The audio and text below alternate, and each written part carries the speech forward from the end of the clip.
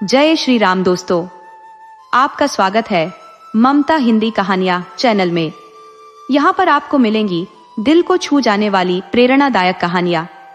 अगर आपको हमारी कहानियां पसंद आए तो वीडियो को लाइक करें, चैनल को सब्सक्राइब करें और अपने सुझाव कमेंट में जरूर दें।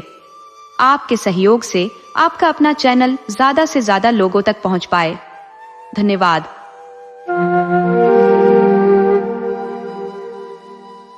किसी समय की बात है, रूपनगर नामक एक समृद्ध और शांतिपूर्ण राज्य था, जहां एक धर्मपरायण राजा शासन करता था। इस राजा का एक बुद्धिमान मंत्री था, जो हर राजकीय मामले में उसे समझदारी से मार्गदर्शन देता था। संयोग से राजा का पुत्र, जिसका नाम प्रीतसेन था, और मंत्री का पुत्र सुलोचन बचपन से ही गहरे मित्र थे। एक दिन प्रीतसेन और सुलोचन शिकार के लिए सघन वन में गए। सूरज सिर पर चढ़ आया था और तेज धूप के कारण दोनों को तीव्र प्यास सताने लगी। अपने घोड़ों को दौड़ाते हुए वे पानी की तलाश करने लगे, परंतु काफी प्रयास के बावजूद उन्हें जल न मिला। थकावट और प्यास से व्याकुल राजकुमार के चेहरे पर चिंता की रेखाएं साफ दिखाई देने लगी। तब सुलोचन ने शांत स्वर में कहा, राजकुमार, आप इस घने पेड़ की छाया में विश्राम करें, मैं आपके लिए जल ढूंढ लाता हूँ। इतना कहकर सुलोचना जल की खोज में निकल पड़ा। कुछ देर भटकने के पश्चात सुलोचन एक सुरम्य बाग में पहुंचा, जहां एक पुराना कुआं था। उसने तुरंत कुएं से जल निकाला, पहले अपनी प्यास बुझाई, फिर एक बाल्टी में जल भरकर राजकुमार के पास लौटने की तैयारी करने लगा। तभी उसकी दृष्टि कुएं की दीवार पर उकेरी गई एक स्त्री की अद्वितीय छवि पर ठहर गई। सुलोचन उस छवि की मोहकता में खो गया, लेकिन राजकुमार की स्मृति ने उसे झकझोर दिया। वह शीघ्रता से जल लेकर प्रीतसेन के पास पहुंचा। जलपान के बाद प्रीतसेन की चेतना लौटी। उसने पूछा, सुलोचन, यह जल तुम कहां से लाए? सुलोचन ने उत्तर दिया, निकट ही एक सुंदर बाग है, उसी बाग के कुएं से मैं यह जल लेकर आया हूं। राजकुमार ने मुस्कुराते हुए कहा, अब मैं अच्छा महसूस कर रहा हूं, चलो उस बाग की ओर चले। दोनों मित्र बाग में पहुंचे और घूमते हुए कुएं के समीप आ गए। तभी प्रीतसेन की दृष्टि भी उस स्त्री की छवि पर पड़ी। छवि को देखते ही वह मंत्रमुग्ध हो गया। उसकी आंखों में एक स्वप्निल चमक उभरी।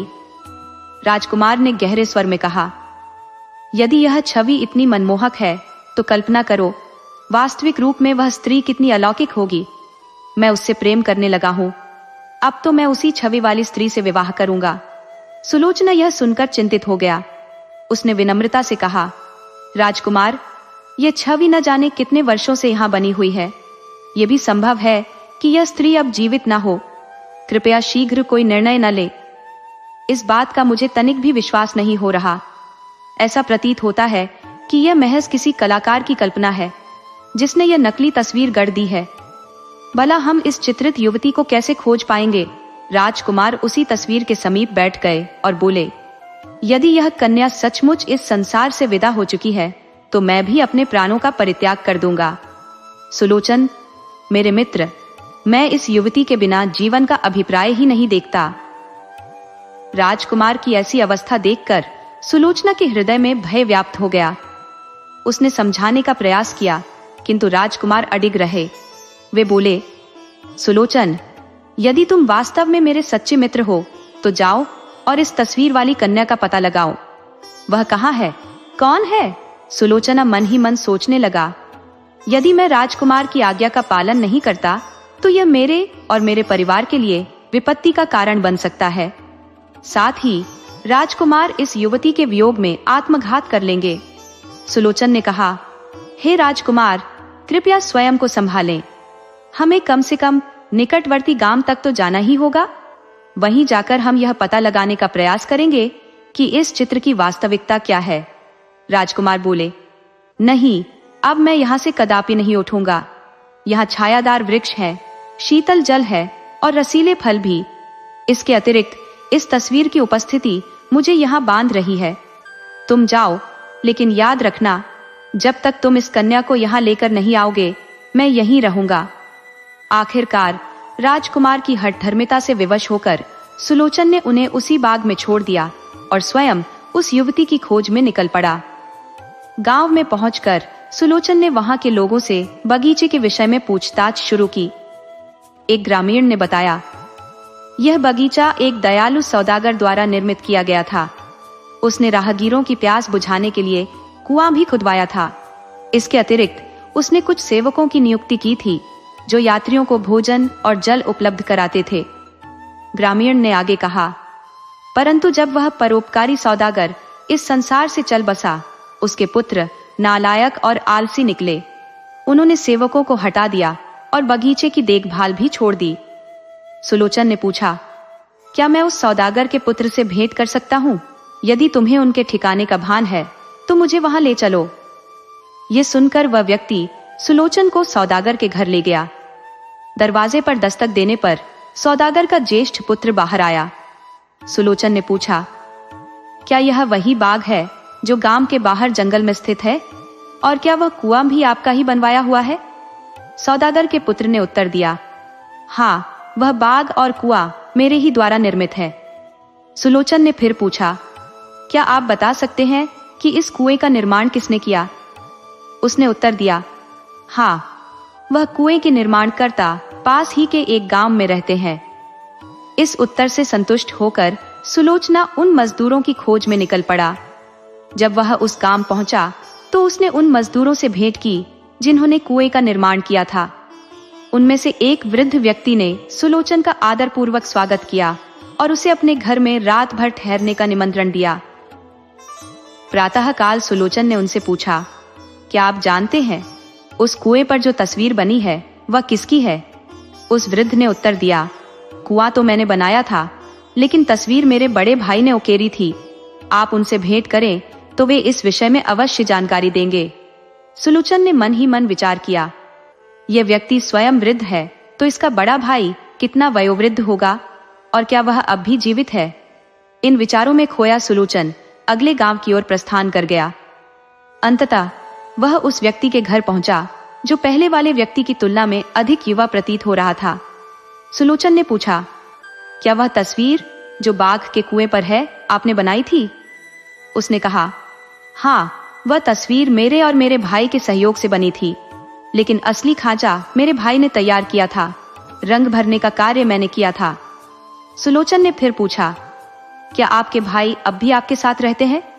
उसने कहा, पहले हम साथ रहते थे, किंतु परिस्थितियों ने हमें अलग कर दिया। अब वे पास ही के गांव में रहते हैं। यदि आप वहां जाएं और नंदी का घर पूछे तो हर कोई आपको उनका पता बता देगा। सुलोचन ने उससे विदा ली और नंदी से मिलने के लिए अगले गांव की ओर प्रस्थान किया। गांव में पहुंचते ही नंदी का घर ढूंढना अत्यंत सरल था, क्योंकि उनका नाम वहां के प्रत्येक निवासी की जुबान पर था। नंदी को देखकर सुलोचना आश्चर्यचकित रह गया।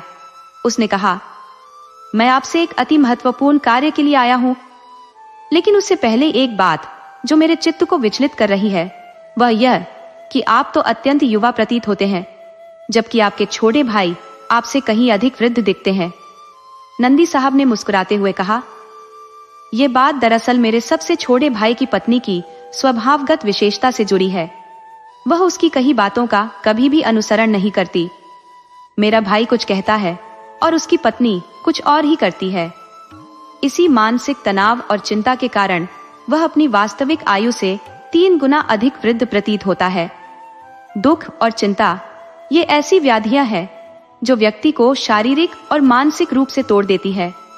जहां तक मेरे मंझले भाई का प्रश्न है, उसकी पत्नी कभी कभार उसकी बात मान लेती है, इसीलिए वह थोड़ा कम उम्र दराज दिखता है। परंतु मेरी पत्नी मेरी हर बात मानती है, जिसके कारण मेरे जीवन में कोई चिंता या क्लेश नहीं है। यही कारण है कि मैं जवान प्रतीत होता हूँ। खैर, इन बातों को छोड़िए और बताइए, आप मुझसे मिलने क्यों आए हैं? सुलोचन ने अपनी बात विस्तार पूर्वक समझाई और कहा, बाग वाले कुएं की जो तस्वीर है वह आपने ही बनाई है। कृपया बताएं, वह किस स्त्री की तस्वीर है? मैं उसकी खोज में निकला हूँ। ये सुनकर नंदी साहब बोले, उस तस्वीर के बारे में मत ही पूछो। वह किसी साधारण स्त्री की नहीं, बल्कि एक राजकुमारी की है। कोई भी व्यक्ति उस राजकुमारी को प्राप्त नहीं कर सकता। सुलोचन ने गंभीर स्वर में कहा, देखिए, मैं भी एक राजकुमार का अत्यंत निकट मित्र हूं। मेरे राजकुमार ने प्रतिज्ञा की है कि जब तक वह उस राजकुमारी से मिल नहीं लेगा वह उसी बाग में पड़ा रहेगा। ऐसी परिस्थिति में आपको मेरी सहायता करनी ही होगी। नंदी साहब ने उत्तर दिया, आपकी बात सत्य है, परंतु समस्या ये है कि उस राजकुमारी से मिलना तो दूर, उसकी ओर देख पाना भी असंभव है। लेकिन तुमने पूछा कि मैंने उसकी तस्वीर कैसे बनाई, तो सुनो। कुछ समय पूर्व मैं उस राजकुमारी के राज्य से होकर गुजर रहा था। नदी पार करने के लिए मैं एक नाव में सवार हुआ। तभी मैंने देखा कि राजकुमारी अपनी सहेलियों संग नदी किनारे विहार करने आई थी। मैंने उसकी छवि पानी में देखी और वहीं अपनी नाव रोक ली। उस पल मैंने शीघ्रता से एक कागज पर उसकी छवि का रेखाचित्र बना लिया। मैं उस पर दृष्टि डालने का साहस भी नहीं कर सका, परंतु मैंने उसकी जल छवि को अपने मन में संजो लिया। मुझे देखकर वह और उसकी सहेलियां शायद यही समझी कि मैं अपनी नाव में कोई वस्तु ठीक कर रहा हूं। जब मेरा काम समाप्त हुआ तो वह रेखाचित्र मैंने अपने पास सुरक्षित कर लिया और नदी के उस पार निकल गया। पलटकर महल की ओर देखा, परंतु राजकुमारी और उसकी सहेलियां वहां नहीं थी। कुछ समय बाद मैं अपने मंझले भाई से मिलने गया, जो उस समय एक कुएं पर नक्काशी का कार्य कर रहा था। मैं भी उसके साथ वहां पहुंच गया। मेरा भाई भी कुशल शिल्पकार है और बेजोड़ फूल पत्तों की आकृतियां गढ़ता है। कुएं पर पहुंचते ही वह अपने कार्य में जुट गया, जबकि मैंने कुएं की दीवार पर राजकुमारी की छवि उकेर दी। मेरे मंझले भाई ने चुटकी बजाते ही उसमें जीवंत रंग भर दिए। यही वह चित्र था जिसने आपको मेरी ओर आकर्षित किया। सुलोचना चुपचाप उसकी बातों में डूबा। अंततः बोला, आपसे मिलकर असीम प्रसन्नता हुई। अब मुझे विदा दीजिए, क्योंकि राजकुमार व्याकुलता से मेरी प्रतीक्षा कर रहे होंगे। जाने से पहले सुलोचन ने पूछा, आपने उस राज्य का क्या नाम बताया था? नंदी साहब बोले, तुलसी नगर। मैंने जो भी जानकारी थी वह सब आपको बता दी है। अब आप वहां जाइए, शायद आपकी समस्या का समाधान हो जाए। सुलोचना वहां से विदा लेकर तुलसी नगर की ओर बढ़ा। वहां पहुंचने पर उसने देखा कि नगर के मध्य एक नदी बहती थी और उसके किनारे राजा का भव्य महल खड़ा था। शीघ्र ही उसने सुना कि राजा के नियम अत्यंत कठोर थे। महल के आसपास किसी को भटकने की अनुमति नहीं थी। यहाँ तक कि कोई महल की खिड़की की ओर दृष्टि उठाने का साहस करता तो उसकी आंखें निकाल ली जाती, और यदि कोई संकेत करता तो उसके हाथ काट दिए जाते। इन कठोर नियमों की जानकारी लेने के बाद सुलोचना ने अपना वेश बदल लिया। उसने एक युवती का रूप धारण किया और बाजार से भांति भांति की आकर्षक चूड़ियां खरीदी। महल के समीप से गुजरते हुए वह नाजुक आवाज में पुकारने लगा, शाही चूड़ियां ले लो, अद्वितीय चूड़ियां ले लो।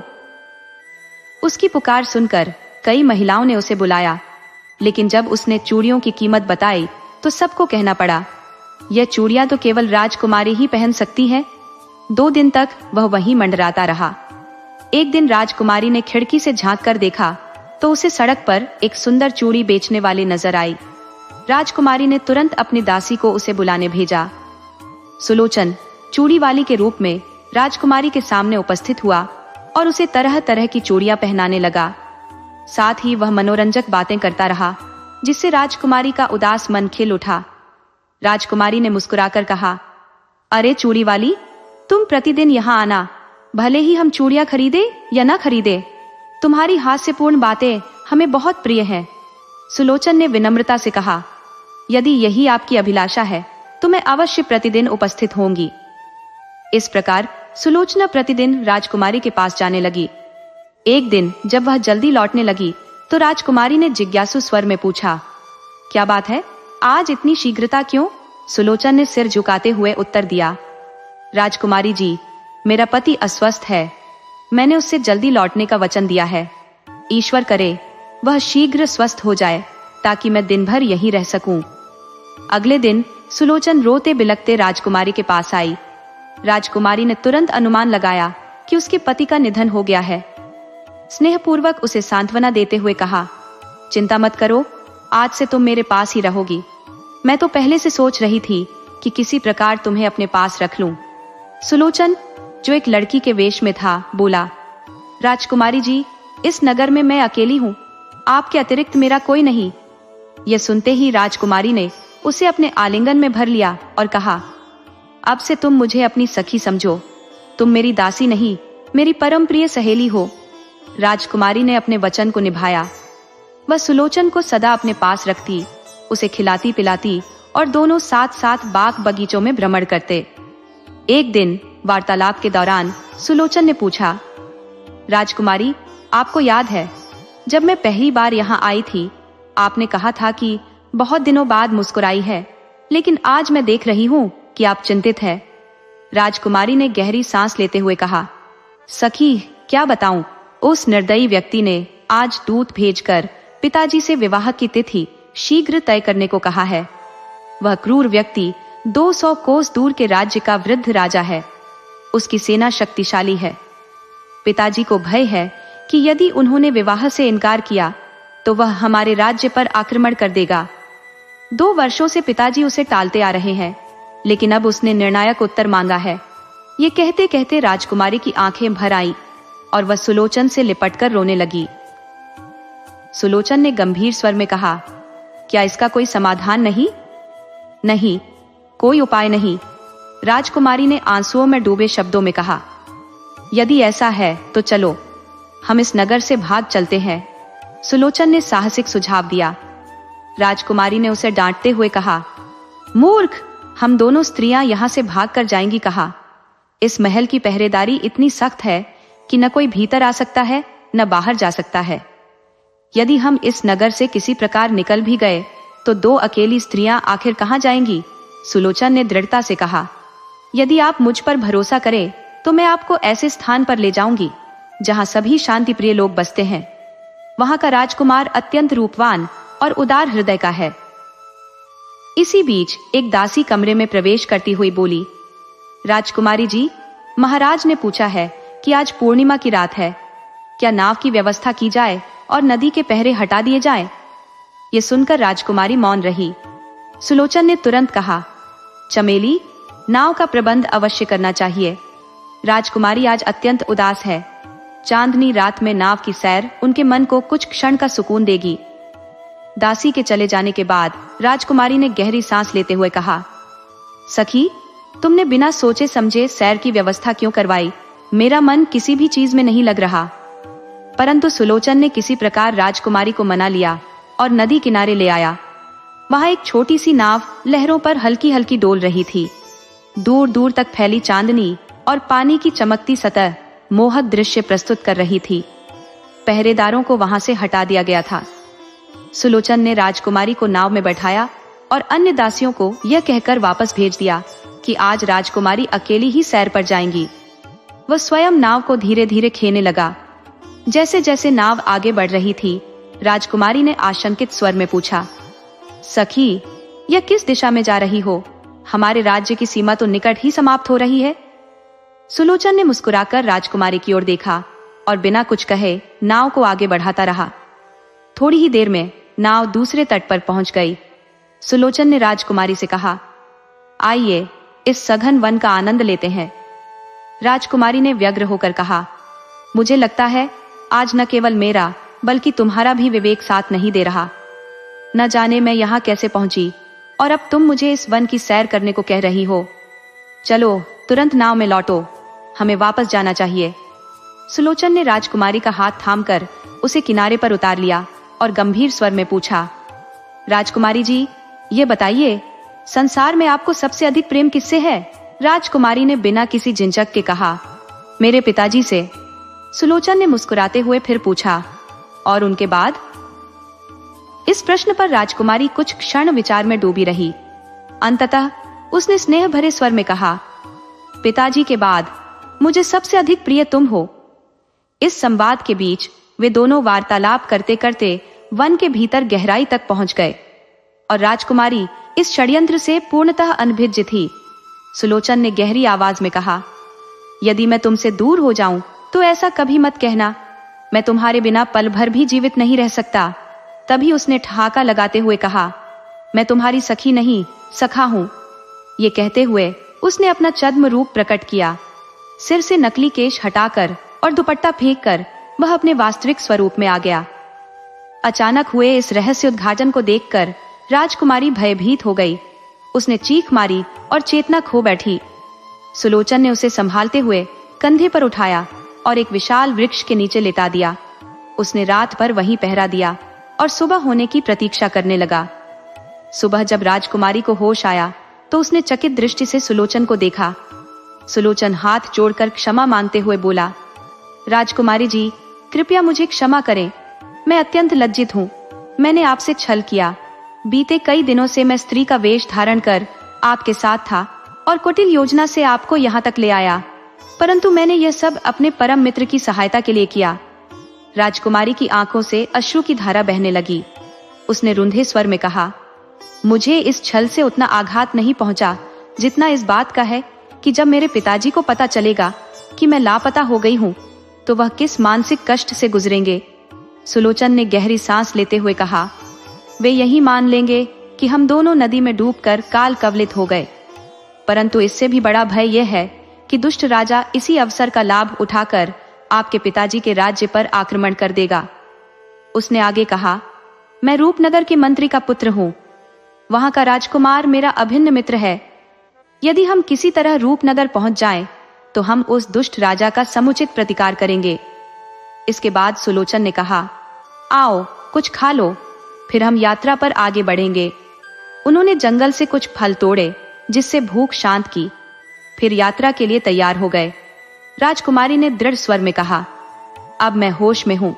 तुम जहां तक चलोगे मैं भी तुम्हारे साथ चलूंगी। अंततः कई मीलों की कठिन यात्रा के बाद वे उस उद्यान में पहुंचे जहां राजकुमार एक कुएं के पास बैठा था। राजकुमार ने जब सामने से आते हुए राजकुमारी को देखा तो वह स्तब्ध रह गया। चित्र में देखी गई वह रूपवती युवती साक्षात उसके समक्ष खड़ी थी। राजकुमारी ने जब अपने सामने एक अजनबी को देखा तो उसकी आंखों में हैरानी और असमंजस के भाव उमड़ पड़े। तभी सुलोचना वहां प्रकट हुआ और मुस्कुराते हुए बोला, राजकुमारी जी, यह मेरे अत्यंत प्रिय मित्र और रूपनगर के राजकुमार है। इतना कहकर वह पेड़ों के झुरमुट के पीछे कहीं ओझल हो गया। राजकुमार धीमे कदमों से राजकुमारी के पास पहुंचा, लेकिन इससे पहले कि वह कुछ कह पाता, राजकुमारी ने थके हुए स्वर में कहा, मैं इस समय अत्यंत थकी हुई हूं। ये सुनकर राजकुमार ने तुरंत पास ही एक स्थान पर उसे बैठा दिया। इतने में सुलोचन बगीचे से ताजे फल और एक पात्र में पानी लेकर लौट आया। उसने यह सब राजकुमार और राजकुमारी के सामने रख दिया और गंभीर स्वर में कहा, मेरा कार्य यहीं समाप्त होता है, लेकिन आपका कर्तव्य अभी शेष है। तुलसी नगर पर पड़ोसी दुष्ट राजा ने चढ़ाई कर दी होगी। हमें तुरंत राजकुमारी जी के पिताजी की सहायता के लिए प्रस्थान करना चाहिए। इसके पश्चात सुलोचन ने सारी स्थिति विस्तार से समझाई। ये सुनते ही राजकुमार अपनी जगह से बिजली की गति से खड़ा हुआ। उसकी आंखों में जोश और आवाज में गर्जना थी। उसने अपनी तलवार खींचते हुए कहा, हम उस दुष्ट राजा को सबक सिखाएंगे, उसकी ताकत को धूल चटा देंगे। इसके बाद वे तीनों रूपनगर की ओर चल पड़े। रूपनगर के राजा अपने बेटे के वियोग में अत्यंत व्यथित थे, लेकिन जब उन्होंने उसे जीवित देखा तो उनकी खुशी का ठिकाना न रहा। सारी बातें जानने के बाद उन्होंने अपनी विशाल सेना राजकुमार के अधीन कर दी। राजकुमार ने अपनी वीर सेना को साथ लिया और तुलसी नगर की ओर कूच कर गया। वहां पहुंचते ही उसका अनुमान सत्य निकला। पड़ोसी दुष्ट राजा ने तुलसी नगर पर आक्रमण कर दिया था, परंतु राजकुमार और उसकी अद्वितीय सेना ने युद्ध भूमि में शत्रु को पराजित कर दिया। उस दुष्ट राजा का अंत कर दिया गया। तुलसी नगर के राजा ने जब यह विजय की खबर सुनी तो वे हर्ष से विभोर हो उठे। अपनी बेटी को जीवित देख उन्होंने उसे गले से लगाया। राजकुमारी ने अपने पिता को सारा वृत्तांत सुनाया। कुछ समय तक राजकुमार ने तुलसी नगर में शाही मेहमान के रूप में समय बिताया। एक शुभ मुहूर्त पर राजकुमार और राजकुमारी का विवाह संपन्न हुआ। तो मित्रों, ऐसी ही रोचक और प्रेरक कहानियां देखने के लिए हमारे चैनल को सब्सक्राइब करें। आपको यह कहानी कैसी लगी कमेंट बॉक्स में जरूर बताइए। अपने मित्र राणा मंजीत सिंह को दीजिए अनुमति। दोस्तों, आपको कहानी कैसी लगी अपने सुझाव कमेंट करना न भूले। तो चलिए आज की अगली कहानी शुरू करते हैं।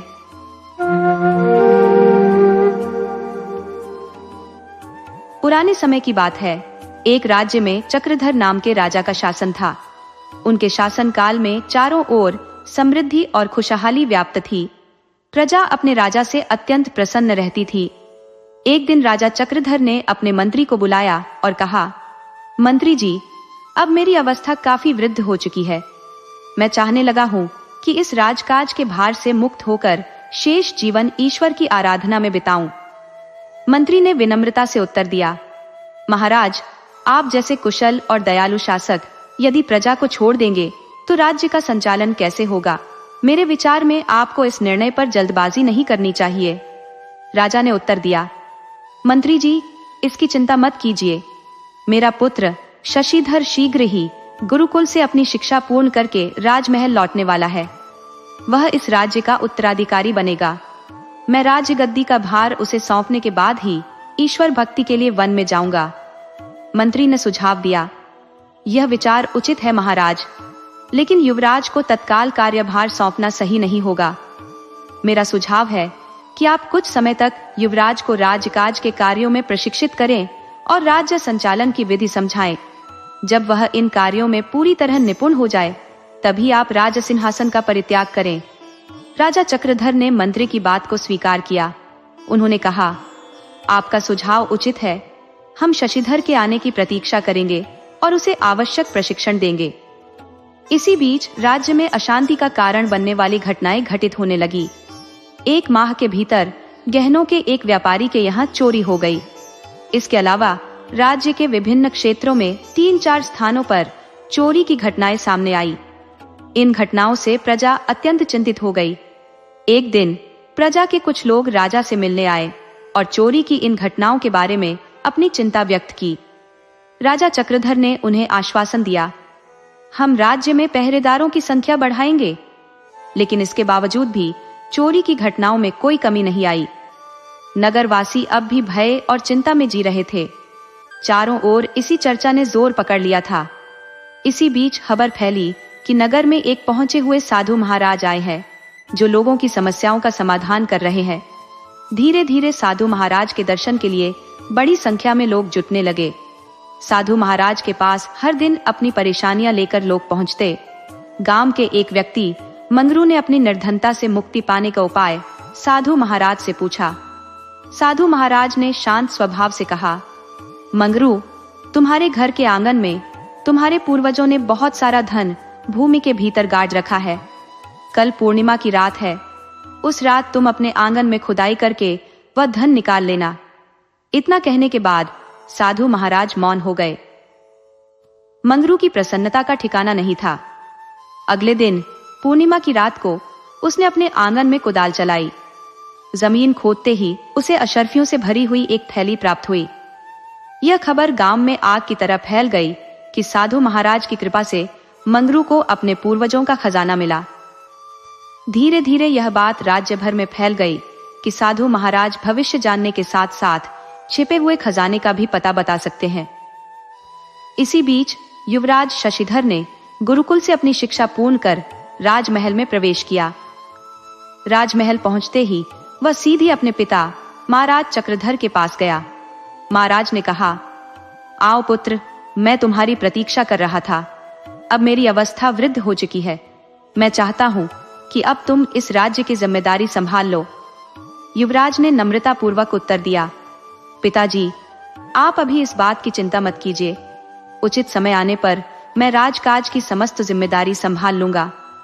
इसी समय एक सैनिक कक्ष में आया और बोला, महाराज, हमारे गुप्तचरों से यह समाचार मिला है कि पड़ोसी राज्य के राजा दुर्जन सेन हमारे राज्य पर आक्रमण की योजना बना रहे हैं।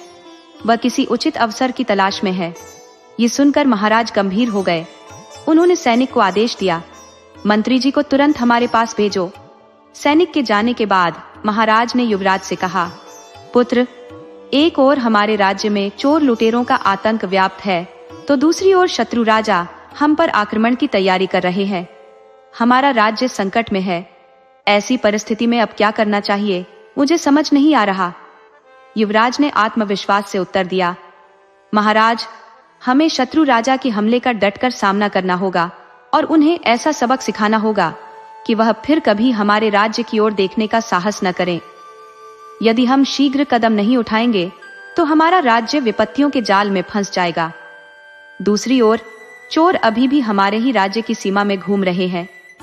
मुझे दृढ़ विश्वास है कि जनता से लूटी हुई संपत्ति अभी तक राज्य से बाहर नहीं ले जाई गई होगी। हमें हर हाल में उन अपराधियों को पकड़कर जनता का धन लौटाना होगा। महाराज ने आदेश दिया, सेनापति जी को तुरंत बुलाया जाए। कुछ ही पलों में सेनापति महाराज, युवराज और मंत्री संकट का समाधान खोजने के लिए एकत्र हो गए। महाराज ने गुप्तचरों से प्राप्त सूचनाएं साझा की और सेनापति से पूछा, अब आप बताइए कि इस चुनौतीपूर्ण स्थिति में हमें क्या कदम उठाने चाहिए। सेनापति ने गंभीर स्वर में कहा, महाराज, शत्रु देश का राजा दुर्जन सेन अत्यंत शक्तिशाली है। उसकी सेना विशाल और परिपूर्ण है। हमें उसका सामना करने के लिए अपनी सैन्य शक्ति में विस्तार करना होगा। नए हथियारों और संसाधनों की आवश्यकता है, जिसके लिए हमें धन जुटाना अत्यंत आवश्यक है। यह सुनते ही युवराज ने तीखे स्वर में कहा, सेनापति जी, क्या आपको पहले से ही हमारी सैन्य शक्ति को बढ़ाने की योजना नहीं बनानी चाहिए थी? वर्तमान में हमारे पास न तो पर्याप्त धन है और न ही सैन्य संसाधन। नतीजतन न नए सैनिक भर्ती हो रहे हैं और न ही नवीनतम हथियार खरीदे जा रहे हैं। युवराज ने अपनी बात जारी रखते हुए कहा, हमारा पहला कार्य यही होना चाहिए कि हमारी सेना मजबूत और सक्षम बने। राज्य के सभी युवाओं को सैन्य प्रशिक्षण देना आरंभ करें। उन्हें हर परिस्थिति में शत्रु सेना से लड़ने के लिए तैयार करें। सेनापति ने तुरंत अपनी सहमति देते हुए कहा, युवराज, मैं अभी से इस कार्य को प्रारंभ करता हूं। इसके पश्चात महाराज ने मंत्री से कहा, मंत्री जी, कल ही राज दरबार का आयोजन करें और सभी मंत्रियों को इसमें सम्मिलित होने का आदेश दें। अगले दिन राज दरबार का आयोजन हुआ, जिसमें युवराज और अन्य दरबारी राज्य की जटिल समस्याओं के समाधान पर चर्चा कर रहे थे। चर्चा के मध्य एक साधु महाराज वहां आ पहुंचे। उन्हें देखते ही महाराज ने पूछा, आप कौन है और यहाँ किस प्रयोजन से आए हैं? सेनापति ने आगे बढ़कर कहा, महाराज, ये साधु महाराज अत्यंत ज्ञानी है और भविष्य का सटीक अनुमान लगाने में सक्षम है। मैंने अपने राज्य के नागरिकों से इस महान साधु के विषय में अत्यधिक सुना है। साधु महाराज का स्वयं हमारे दरबार में पदार्पण करना हमारे लिए सौभाग्य से कम नहीं है। साधु ने नम्रता पूर्वक कहा, महाराज, मुझे ज्ञात है कि आप शत्रु देश द्वारा संभावित आक्रमण को लेकर अत्यधिक चिंतित है, किंतु आप निश्चिंत रहे, क्योंकि आपके राज्य पर कोई शत्रु आक्रमण करने में सक्षम नहीं होगा। साधु के इन वचनों को सुनकर महाराज विस्मित हो गए और बोले, साधु देवता, आप यह बात कैसे जानते हैं? यह तो हमारे दरबार के केवल कुछ विशिष्ट जनों तक ही सीमित सूचना है। साधु ने शांतिपूर्ण स्वर में कहा, महाराज, योग विद्या के माध्यम से मुझे यह सब ज्ञात है। मैं यह भी जानता हूँ कि आपको अपनी सेना की शक्ति वृद्धि हेतु अतिरिक्त धन की आवश्यकता है, परंतु खजाने में वह धन उपलब्ध नहीं है। साधु ने अपनी बात आगे बढ़ाते हुए कहा, क्या आपको ज्ञात नहीं कि आपके पूर्वजों ने एक विशाल खजाना अत्यंत गोपनीय स्थान पर संरक्षित किया था? यदि वह खजाना आपको मिल जाए तो आपकी सभी कठिनाइयां समाप्त हो जाएंगी। महाराज ने चकित होकर कहा, हमारे पूर्वजों का खजाना? ये तो आज तक मुझे भी ज्ञात नहीं था। कृपया बताएं, वह कहाँ छुपा हुआ है? साधु ने आत्मविश्वास भरे स्वर में कहा, महाराज, आपके पूर्वज आपके लिए इतना धन छोड़ गए हैं जितना आपने कभी कल्पना भी नहीं की होगी। वह खजाना नगर के मुख्य द्वार के नीचे गहराई में छुपा हुआ है। वहां आपको लाखों स्वर्ण मुद्राएं प्राप्त होंगी। महाराज ने साधु की बातों को सुनकर कहा, यदि आपकी बातें सत्य सिद्ध हुई तो यह वास्तव में हमारे राज्य का कल्याण होगा। साधु ने उत्तर दिया, महाराज, मेरी बात माने और नगर के मुख्य द्वार के नीचे खुदाई कराएं। आपको अपार संपत्ति प्राप्त होगी। ये कहकर साधु दरबार से विदा हो गए। साधु के वचनों से महाराज प्रसन्न तो हुए, किंतु चिंतनशील भी हो गए। उन्होंने कहा, ये साधु अद्भुत बात कहकर गए हैं, किंतु हम कैसे इस पर विश्वास कर सकते हैं? सेनापति ने कहा, महाराज, इस साधु ने राज्य के अनेक निवासियों को उनके पूर्वजों द्वारा दबाए गए धन के विषय में बताया है, और जब उन लोगों ने बताई गई जगहों पर खुदाई की तो सचमुच उन्हें धन प्राप्त हुआ। मैंने भी यह बात अनेक नागरिकों से सुनी है। मुझे लगता है कि हमें एक बार नगर के मुख्य द्वार के नीचे खुदाई करनी चाहिए। महाराज सहमति में बोले, आप सही कह रहे हैं सेनापति जी। यदि यह खजाना हमें मिल जाता है तो हम शीघ्र ही अपनी सैन्य शक्ति को विस्तारित कर सकते हैं। राज्य की आर्थिक स्थिति को स्थिर करने हेतु धन की अत्यंत आवश्यकता है, अन्यथा हमें प्रजा पर कर का भारी बोझ डालना होगा, जो हमारे लिए किसी भी स्थिति में स्वीकार्य नहीं है। सेनापति ने महाराज से निवेदन किया, महाराज, यदि आप अनुमति दें तो मैं तुरंत ही नगर के मुख्य द्वार की खुदाई का कार्य प्रारंभ करवा दूं। इस वार्ता को सुनते हुए जो अब तक मौन खड़ा था, युवराज ने कहा, थोड़ा ठहरे सेनापति जी, आप जो कह रहे हैं वह उचित है, परंतु हम कुछ दिनों के उपरांत इस विषय पर निर्णय लेंगे। सेनापति ने आदर पूर्वक उत्तर दिया, जैसी आपकी आज्ञा युवराज, जब आप उचित समझेंगे तब हम इस कार्य को आरंभ करेंगे। उस दिन की राजसभा समाप्त होने के पश्चात युवराज अपने पिता के कक्ष में पहुंचे। महाराज ने गंभीर स्वर में कहा, युवराज, हमें इस खजाने को शीघ्रातिशीघ्र निकाल लेना चाहिए। ये राज्य के कल्याण के लिए अत्यंत आवश्यक है। युवराज ने विचारशील स्वर में उत्तर दिया, पिताजी, आप एक बात भूल रहे हैं। साधु ने कहा था कि खजाना नगर के मुख्य द्वार के नीचे स्थित है। यदि हम इस समय द्वार को ध्वस्त कर देते हैं तो शत्रु राजा को हमारे नगर पर आक्रमण करने का सुअवसर मिल जाएगा। हमारे राज्य की सबसे बड़ी रक्षा पंक्ति यही मुख्य द्वार है। इसे गिराने का परिणाम अत्यंत हानिकारक हो सकता है। महाराज ने चिंतित होकर पूछा, तो क्या हमें इस खजाने को यूं ही छोड़ देना चाहिए? युवराज ने आश्वासन दिया, पिताजी, पहले हमें यह सुनिश्चित करना होगा कि साधु की बातों में सत्यता है। मुझे 1 सप्ताह का समय दे, मैं इस विषय की पूरी तहकीकात करके आपके समक्ष तथ्य प्रस्तुत करूंगा। तब तक कृपया इस विषय में कोई भी निर्णय न ले। महाराज ने युवराज की बात स्वीकारते हुए खजाने की खोज को 1 सप्ताह तक स्थगित कर दिया। इसके पश्चात युवराज ने अपने बचपन के मित्र विजय को बुलाया, जो कई वर्षों से राजमहल के अंगरक्षक के रूप में सेवा कर रहा था। विजय ने आदर पूर्वक पूछा, युवराज, आपने मुझे किस कार्य के लिए स्मरण किया है? युवराज ने मुस्कुराते हुए कहा, मित्र, मुझे युवराज नहीं शशि कहकर पुकारो, हम दोनों बचपन के साथी हैं। विजय ने संकोच पूर्वक उत्तर दिया, आप हमारे युवराज हैं और भविष्य के महाराज भी। युवराज ने हंसते हुए कहा, अच्छा ठीक है, मैंने तुम्हें इसलिए बुलाया है क्योंकि तुम्हारी निष्ठा और ईमानदारी पर मुझे संपूर्ण विश्वास है। हमें एक विशेष कार्य करना है। विजय ने तुरंत उत्तर दिया, आज्ञा करें युवराज, मैं पूर्णतः तैयार हूँ।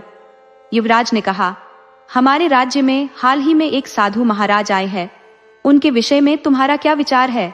विजय ने उत्तर दिया, युवराज, मैंने भी उनके विषय में सुना है। राज्य के कई लोग कहते हैं कि उन्होंने साधु महाराज की बताई गई जगह पर अपने पूर्वजों का छिपा हुआ खजाना पाया है, और जिस स्थान की ओर साधु महाराज संकेत करते हैं वहां सचमुच खजाना मिलता है। युवराज ने गहरी सोच में डूबते हुए कहा, मित्र, हमें इस साधु के बारे में और अधिक जानकारी जुटानी होगी। ये सुनिश्चित करना होगा कि उनकी बातों में कितना सत्य है। युवराज बोले, मैंने भी ऐसी ही बातें सुनी थी। आओ, हमें मिलकर एक छोटा सा कार्य पूरा करना है। इसके बाद युवराज और विजय ने अपना भेष बदल लिया। दोनों ने साधारण ग्रामीणों जैसा वेश धारण किया। उसी दिन वे विजय के घर पहुंचे। युवराज ने एक पोटली विजय को दिखाते हुए कहा, देखो विजय, इस पोटली में 1000 स्वर्ण मुद्राएं हैं। हम इस धन को इसी कमरे में खोद कर छुपाएंगे। विजय ने आश्चर्यचकित होकर पूछा, लेकिन युवराज, हमारे ही घर में धन क्यों छुपाना है? मुझे यह समझ में नहीं आ रहा। युवराज ने समझाते हुए कहा, देखो विजय, हम यह धन यहाँ छुपाएंगे और फिर उस साधु महाराज से इसके बारे में पूछेंगे। इससे हमें यह पता चलेगा कि साधु महाराज वास्तव में सत्य बोलते हैं या नहीं। विजय ने सिर हिलाते हुए कहा, अब मैं आपकी बात समझ गया युवराज। तो क्या अब मुझे साधु महाराज के पास जाकर इस छुपे हुए धन के बारे में पूछना होगा? युवराज बोले, तुमने बिल्कुल सही समझा विजय, लेकिन हमारे पास कल तक का समय नहीं है। तुम्हें आज ही उनके पास जाकर यह बात करनी होगी। युवराज के निर्देशानुसार विजय उसी समय साधु महाराज के पास एक ग्रामीण के वेश में पहुंचा। साधु महाराज को प्रणाम करने के बाद विजय ने निवेदन किया, साधु महाराज, मैं एक अत्यंत आवश्यक कार्य के लिए आपके पास आया हूं। साधु ने शांत स्वर में कहा, पुत्र, मुझे लगता है तुम्हारी कोई गहरी इच्छा है। विजय ने विनम्रता से कहा, साधु महाराज, मेरी दादी हमेशा कहती थी कि हमारे दादा परदादा बहुत धनवान थे, लेकिन मैंने तो अपने घर में कभी एक ढेला भी नहीं देखा। मुझे संदेह है कि उन्होंने अपनी संपत्ति कहीं छुपा दी है। यदि आप कृपा करके बता सके कि वह धन कहाँ है तो मैं आपका आभारी रहूंगा। साधु बोले, पुत्र, मैं तुम्हारी सहायता अवश्य कर सकता हूँ, परंतु अभी नहीं। यह समय संध्या काल का है और मैं शाम ढलने के बाद किसी से संवाद नहीं करता। तुम कल प्रातः मेरे पास आना। विजय ने साधु को प्रणाम किया और सीधा युवराज के पास लौटा। उसने युवराज को सारी बात विस्तार से बताई। युवराज ने विचारपूर्ण स्वर में कहा, तो यह बात है, अब हमें आज रात तुम्हारे घर की निगरानी करनी होगी। पूरी रात हमें जागकर सतर्क रहना होगा। विजय ने पूछा, लेकिन युवराज, मेरे घर के पास पहरा देने से क्या लाभ होगा? हमें तो साधु महाराज पर नजर रखनी चाहिए। युवराज मुस्कुराते हुए बोले, विजय, जैसा मैं कहता हूं वैसा ही करो, मुझ पर भरोसा रखो। आज रात हमें तुम्हारे घर के पास पहरा देना है और तुम मेरे साथ ही रहोगे। उस रात विजय और युवराज विजय के घर में छिपकर सतर्कता से पहरा देने लगे, किसी अप्रत्याशित घटना का सामना करने के लिए पूरी तरह तैयार। उनका संदेह बिल्कुल सटीक निकला। जैसे ही वे दोनों घर की चौकसी में व्यस्त थे, रात के सन्नाटे में एक व्यक्ति छिपते छिपाते उनके घर की ओर आता दिखा। युवराज ने फुसफुसाते हुए कहा, विजय, देखो, कोई व्यक्ति हमारे घर के करीब आ रहा है। विजय ने गहराई से नजर डालते हुए कहा, हाँ युवराज, वह व्यक्ति जमीन खोद रहा है। आखिर वह यहाँ क्या करने आया है? युवराज ने ध्यानपूर्वक कहा, देखो विजय, वह व्यक्ति एक गड्ढा खोदकर उसमें कुछ छुपा रहा है। मेरे संदेह की पुष्टि हो गई। ये कार्य निश्चित रूप से उसी नकली साधु का है। विजय ने सहमति में सिर हिलाया। हाँ युवराज, इसका मतलब है कि साधु यहाँ स्वर्ण मुद्राएं छुपा रहा है और कल हमें इसी धन के बारे में बताने की योजना बना रहा है। इस चालबाज का तरीका ये है कि वह किसी को भी खजाने की जानकारी देने का वादा करता है और रात के समय स्वयं वहां जाकर स्वर्ण मुद्राएं छुपा देता है। थोड़ा और करीब जाकर विजय ने उस व्यक्ति का चेहरा देखा और चौंक कर बोला, यह तो सेनापति जी का विश्वास पात्र सेवक है। सच कहूं तो यह उनका दाहिना हाथ है। युवराज ने गंभीर स्वर में कहा, क्या सचमुच? इसका मतलब यह षड्यंत्र हमारे सेनापति का रचा हुआ है। विजय, कल तुम फिर से उस साधु के पास जाओ और अपने पूर्वजों के खजाने के बारे में पूछो। इसके बाद हमें क्या करना है मैं तुम्हें बताऊंगा। उस रात युवराज महल वापस गए और महाराज को सारी सच्चाई से अवगत कराया। महाराज ने गुस्से में कहा, तो यह सब हमारे सेनापति की कुटिल साजिश है। मैं इस अपराधी को अभी के अभी बंदी बनाने का आदेश देता हूँ। युवराज ने शांतिपूर्ण ढंग से कहा, महाराज, अभी नहीं, हमें थोड़ा धैर्य रखना होगा। कल रात हम साधु की कुटिया के पास पहरा देंगे ताकि यह पता चल सके कि इस षड्यंत्र में और कौन कौन शामिल है। महाराज ने सहमति जताते हुए कहा, तुम्हारी बात उचित है युवराज। कल हम वेश बदलकर साधु की कुटिया के पास पहरा देंगे और सभी षड्यंत्रकारियों को रंगे हाथ पकड़ लेंगे। अगले दिन सुबह युवराज के निर्देशानुसार विजय फिर से साधु महाराज के पास गया। साधु ने उसे देखकर मुस्कुराते हुए कहा, आओ पुत्र, मैं तुम्हारे आगमन की प्रतीक्षा कर रहा था। अपनी योग विद्या के बल पर मैंने यह जान लिया है कि तुम्हारे पूर्वजों का खजाना कहाँ छुपा है। तुम्हारे घर के बाहर जो विशाल वृक्ष है, उसके नीचे खोदने पर तुम्हें 1000 स्वर्ण मुद्राएं मिलेंगी। यही तुम्हारे पूर्वजों की धरोहर है। विजय ने कृतज्ञता से सिर झुकाकर कहा, साधु महाराज, मैं आपका अत्यंत आभारी हूँ। आपने मेरी बहुत बड़ी समस्या का समाधान किया है। महाराज को धन्यवाद देकर विजय वहां से विदा हुआ। वहां से निकलकर वह सीधे युवराज के पास पहुंचा। विजय ने विस्तार पूर्वक सारी बात युवराज को बता दी। ये सुनकर युवराज ने कहा, अच्छा, तो मेरा संदेह सही निकला। जिस स्थान पर हमने धन छुपाया था उस बारे में साधु ने कुछ भी नहीं बताया। इसके विपरीत उसने उस स्थान का जिक्र किया जहां वास्तव में धन छुपा था। अब मुझे पूर्ण विश्वास हो गया है कि वह हमारे शत्रु राजा दुर्जन सेन का गुप्तचर है। उसी रात युवराज शशिधर, विजय और स्वयं महाराज ने अपना वेश बदलकर साधु की कुटिया के समीप जाकर निगरानी शुरू की। उनका संशय सटीक सिद्ध हुआ। कुछ ही समय बाद उन्होंने देखा कि अंधेरी रात के मध्य सेनापति चुपचाप साधु की कुटिया में प्रवेश करता है। विजय ने खिड़की से भीतर झांककर देखा। उसने पाया कि कुटिया के अंदर साधु और सेनापति आपस में वार्तालाप कर रहे थे।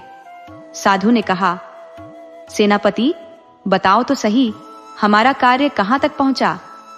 महाराज दुर्जन सेन ने जो कार्य तुम्हें सौंपा था वह अभी तक पूरा क्यों नहीं हुआ?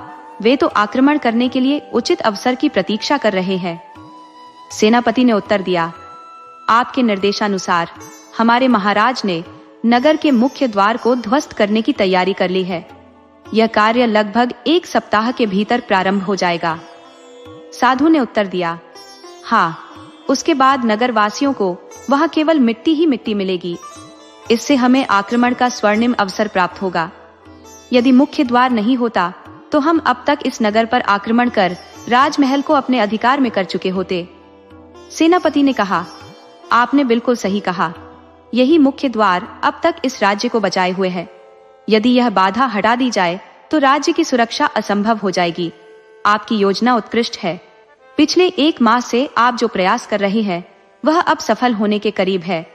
साधु ने मुस्कुराते हुए कहा, हाँ, इस राज्य में अब सभी लोग मुझ पर विश्वास करने लगे हैं, यहाँ तक कि तुम्हारे बुद्धिमान राजा भी। सेनापति ने प्रश्न किया, यह सब तो ठीक है, लेकिन महाराज दुर्जन सेन ने मेरे बारे में क्या कहा? साधु ने उत्तर दिया, उसकी चिंता मत करो। इस राज्य पर विजय प्राप्त करने के बाद दुर्जन सेन तुम्हें ही इस राज्य का राजा बनाएंगे। सेनापति, तुम इस राज्य के होने वाले महाराज हो। ये सब तुम्हारे प्रयासों और मेरी सहायता से ही संभव हुआ है। इस वार्तालाप को सुनकर युवराज, विजय और महाराज को सच्चाई का आभास हो गया। अगर तुम्हारा सहयोग मेरे साथ न होता तो यह षड्यंत्र कैसे साकार होता? सेनापति और साधु के मध्य चल रही वार्ता को विजय खिड़की से देख और सुन रहा था। उसने पूरी स्थिति का मूक साक्षी बनते हुए गहनता से अवलोकन किया। तत्पश्चात विजय महाराज और युवराज के समक्ष पहुंचा और विस्तृत विवरण प्रस्तुत किया। युवराज ने कहा, पिताजी, क्या आपने देखा? ये लोग कितने बड़े विश्वासघाती हैं। ये हमारे नगर के मुख्य द्वार को ध्वस्त करवाना चाहते थे ताकि शत्रु राजा हमारे राज्य पर आक्रमण कर सके और इसे अपने अधिकार में ले सके। महाराज ने गंभीर स्वर में उत्तर दिया, तुमने सही कहा युवराज, अब और विलंब करना उचित नहीं। उन्हें तुरंत गिरफ्तार किया जाना चाहिए। युवराज ने विजय को आदेश दिया, विजय, तुम तत्काल अपनी सेना के साथ जाकर उन सभी को बंदी बनाकर यहाँ लाओ। विजय ने आदेश का पालन करते हुए सैनिकों के संग साधु और सेनापति को बंदी बनाया और उन्हें महाराज के समक्ष प्रस्तुत किया। महाराज ने क्रोधित होकर सेनापति से कहा, सेनापति, मैंने तुम पर अटूट विश्वास किया था, लेकिन तुमने इस विश्वास का घोर अपमान किया है। तुमने विश्वासघात किया है। अब तुम्हें और इस साधु को कारागार में डाला जाएगा, जहां तुम अपने शेष जीवन का हर क्षण सड़ोगे। अगले दिन महाराज ने राज दरबार में युवराज को उनकी चतुराई और विवेकपूर्ण निर्णय के लिए प्रशंसा दी। उन्होंने कहा, युवराज, तुमने इस षड्यंत्र को उजागर कर अपनी असाधारण बुद्धिमत्ता का परिचय दिया है। मुझे विश्वास है कि अब तुम्हें राज्य का भार सौंपने का समय आ गया है। युवराज ने विनम्रता से उत्तर दिया, पिताजी, मैं इस उत्तरदायित्व के लिए और समय चाहता हूँ। सबसे पहले मुझे अपने राज्य के योग्य और साहसी युवाओं को सैनिक प्रशिक्षण देकर सेना को और सशक्त बनाना है। महाराज ने सहमति जताते हुए कहा, यह उचित विचार है। युवराज ने आगे कहा, पिताजी, मैं चाहता हूँ कि विजय को राज्य का सेनापति नियुक्त किया जाए। उनकी निष्ठा और साहस अद्वितीय है। महाराज ने इस प्रस्ताव को स्वीकार कर लिया। विजय को सेनापति नियुक्त किया गया और राज्य के प्रतिभाशाली युवाओं को सैन्य प्रशिक्षण देकर सेना में शामिल किया गया। कुछ समय बाद युवराज के राज्याभिषेक के साथ उन्हें सिंहासन सौंप दिया गया। महाराज ने अपना शेष जीवन ईश्वर की आराधना में व्यतीत करने के लिए वन की ओर प्रस्थान कर लिया। तो मित्रों, मुझे विश्वास है कि यह कथा आपको अवश्य ही पसंद आई होगी। इस तरह की और रोचक कहानियां सुनने के लिए जुड़े रहिए। दोस्तों, आपको कहानी कैसी लगी अपने सुझाव कमेंट करना न भूले। तो चलिए आज की अगली कहानी शुरू करते हैं। प्राचीन काल की बात है। एक छोटे से गांव में कुंदन नामक एक साधारण किसान अपनी पत्नी के साथ जीवन बिता रहा था। उनके परिवार में केवल 2 ही सदस्य थे, कुंदन और उसकी धर्मपत्नी। औलाद न होने के बावजूद उनकी जिंदगी में किसी तरह की कमी नहीं थी। कुंदन दिन भर खेतों में मेहनत करता और जो कुछ भी कमा पाता उसी से दोनों का गुजर बसर हो जाता। सीमित आय में भी वे संतोष से अपना जीवन जी रहे थे। उनके घर की सारी आवश्यकताएं कुंदन की कमाई से पूरी हो जाती थी और इसलिए किसी बात की फिक्र करने की जरूरत भी महसूस नहीं होती थी। उनका जीवन सुखद और सामान्य गति से चल रहा था। एक दिन किसी जरूरी काम से कुंदन नगर गया। वहां उसने एक रईस व्यक्ति को देखा। उस व्यक्ति की आलीशान हवेली उसकी संपन्नता की गवाही दे रही थी। वह मनहगे और शानदार कपड़े पहने हुए था।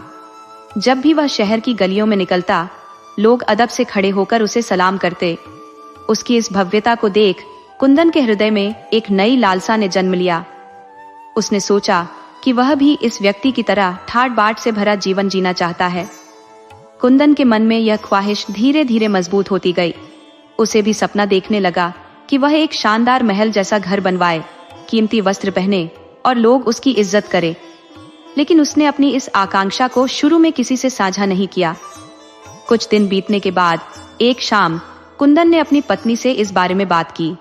उसने कहा, भाग्यवान, मैं भी उस नगर के सेठ की तरह अमीर बनना चाहता हूँ और ठाट बाट के साथ अपनी जिंदगी गुजारना चाहता हूँ।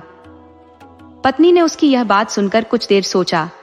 उसने अपना पूरा जीवन गरीबी और साधारणता में बिताया था, लेकिन उसने कभी अपने पति का साथ नहीं छोड़ा। कुंदन की यह नई ख्वाहिश सुनकर वह थोड़ी चकित हुई। उसे भली भांति मालूम था कि इंसान को अपनी सीमाओं के भीतर ही रहकर सपने देखने चाहिए। यदि कोई अपनी चादर से बाहर पैर पसारने की कोशिश करेगा तो चादर फट जाएगी।